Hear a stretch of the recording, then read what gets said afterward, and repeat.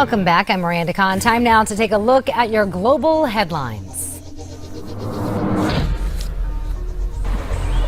You're looking at a landslide in northern Nepal. This after a second earthquake rocked that country this morning. It happened just 2 weeks after some 8,000 people died in another quake. Officials say today's tremor killed dozens of people and destroyed property in the region. Over to Yemen now. Saudi-led warplanes carry out an airstrike against a Houthi-controlled military camp. You can see smoke rising from the buildings there. The offensive comes just hours before a 5-day truce is set to begin. Secretary of State John Kerry is in Russia today. He's meeting with President Vladimir Putin. The two were talking about the conflicts in Ukraine and Syria. Earlier today, Kerry laid a wreath at a World War II memorial. In Ukraine now, officials want to get rid of Soviet-era symbols, including this 330-foot statue in Kiev. They say it's necessary in order to move forward from their communist past. But eliminating all the symbols will be costly, and opponents say it will usher in a new era of censorship. In China, look at that. A stage collapses at a local theater during rehearsals for an upcoming singing competition.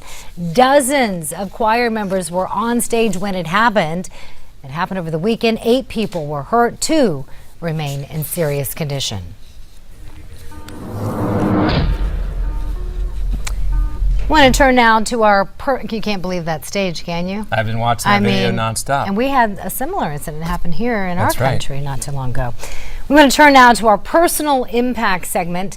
You know, actors sometimes get a bad rap, I don't know by whom, from time to time for, you know, their lawns, things like that. They're dramatic. They're dramatic. Yes. But it looks like Miles Teller is a hero on and off the screen. The young actor helped a pregnant woman struggling in the ocean to get back to shore. The woman and her daughter were caught in a riptide, and they began to panic. Miles will star in the upcoming Fantastic Four movie later this summer. All right, good. I needed to not all bad. Explain her on who that guy is. She's spent a career being at the aid of others, and now others are taking care of her with a special celebration. Love this story.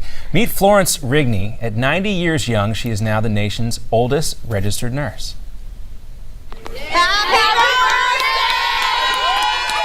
A birthday celebration there for the nurse. She began her career back in 1946.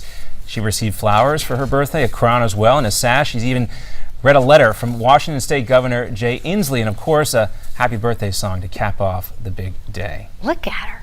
Good Congratulations. For her. Good stuff there. Well, graduating from college is a difficult dream to be fulfilled by some people, especially these next 2 individuals. First, let's go to Kenneth Chansey. He lived on Skid Row at 11 and in the Union Rescue Mission through high school.